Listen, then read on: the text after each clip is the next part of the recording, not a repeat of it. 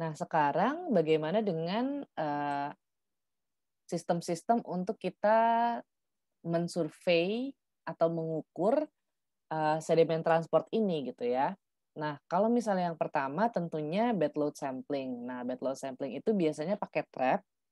Trap itu bentuknya macam-macam, jadi rekan-rekan nggak perlu bingung, tapi intinya trap itu adalah bagaimana caranya agar sedimen-sedimen yang ada di seabed gitu ya, itu bisa masuk ke trap ini.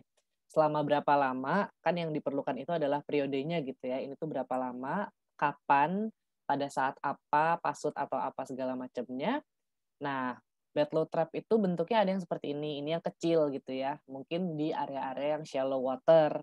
Nah, ada juga yang bentuknya seperti ini, jadi seperti ikan ya. Nah, ini lebih mudah untuk, deployment dan juga recovery-nya. Selanjutnya ada juga trap yang besar seperti ini gitu ya. Jadi trapnya sebenarnya sama ini, tapi ini lebih besar dan kita bisa lihat ya ini di sungai dan sungainya itu cukup keruh. Itulah kenapa ditaruhnya di sana.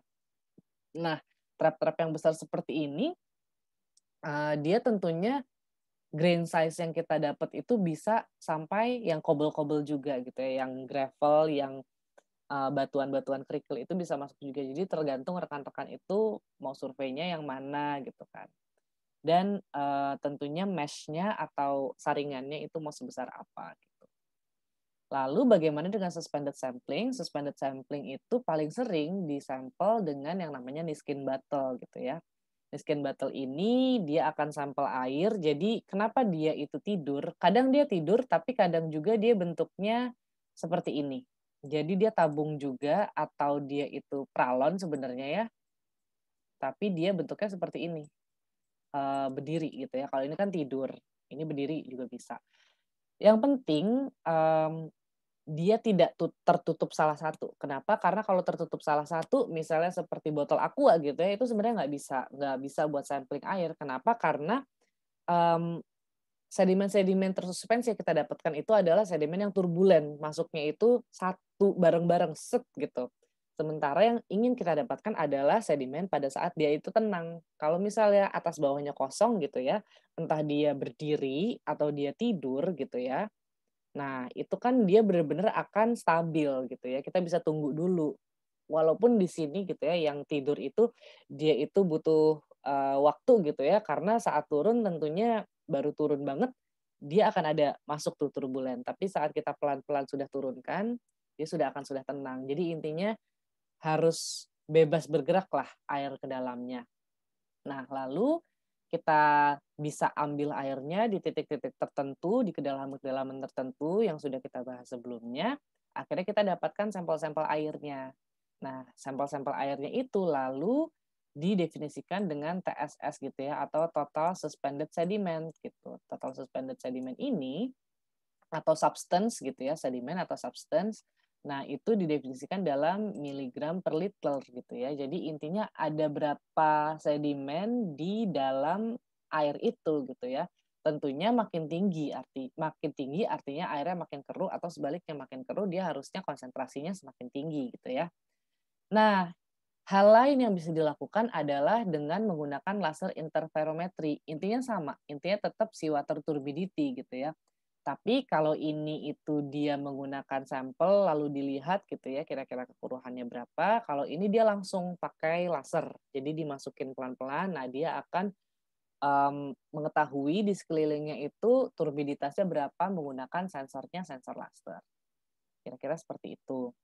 Nah, yang terakhir adalah dengan acoustic survey. Acoustic survey ini bisa langsung semuanya, jadi kita bisa lihat suspended load, kita bisa lihat current atau wave, tergantung kita pakainya yang jenis apa, yang untuk wave atau untuk current, dan kita tentunya dapat tide, karena kita kan akan dapat, water level dari, pressure-nya gitu ya kira-kira. Jadi contohnya kita ADCP aja ya, jadi current profiler. Nah, di sini langsung ada, kalau rekan-rekan lihat ada satu 2 3 4 data setidaknya sebenarnya. Satu 2 mmm, 3 sebenarnya, tiga data.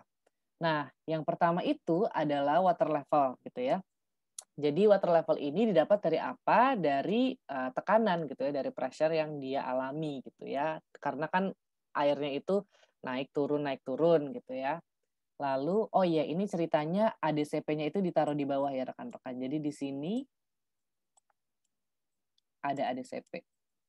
Nah, dia memancarkan sonarnya ke atas kira-kira seperti itu kan. Ada berapa? Misalnya 3 sonar gitu. Nah, yang pertama itu water level ya, dari pressure-nya. Lalu selanjutnya ada yang namanya turbiditas. Dari mana? Dari acoustic backscatter. Karena kalau rekan-rekan ingat, konsepnya ADCP itu kan memancarkan gelombang akustik ke udara, bukan ke udara, ke kolom air gitu ya. Nah, dari kolom air itu kita bisa menentukan kecepatan dari arus itu dari mana, ya dari partikel-partikel yang ada gitu. Jadi dia nge-trace partikel. Nah, lalu dari partikel itu kan dipantulkan lagi balik ke akustik, balik lagi ke secara akustik ke sensor gitu ya. Nah, intinya semakin banyak partikel, artinya dia kan semakin turbid gitu ya. Jadilah turbidity ini diambil dari mana? Dari acoustic backscatter. Selanjutnya, di sini ada current velocity at varying depth gitu ya. Jadi ini di kedalaman 1 meter di atas sensor, ini 2 meter di atas sensor, 3 meter di atas sensor. Jadi sekali survei langsung bisa dapat semuanya gitu ya. Dan di sini tentunya adalah acoustic source-nya. Kira-kira seperti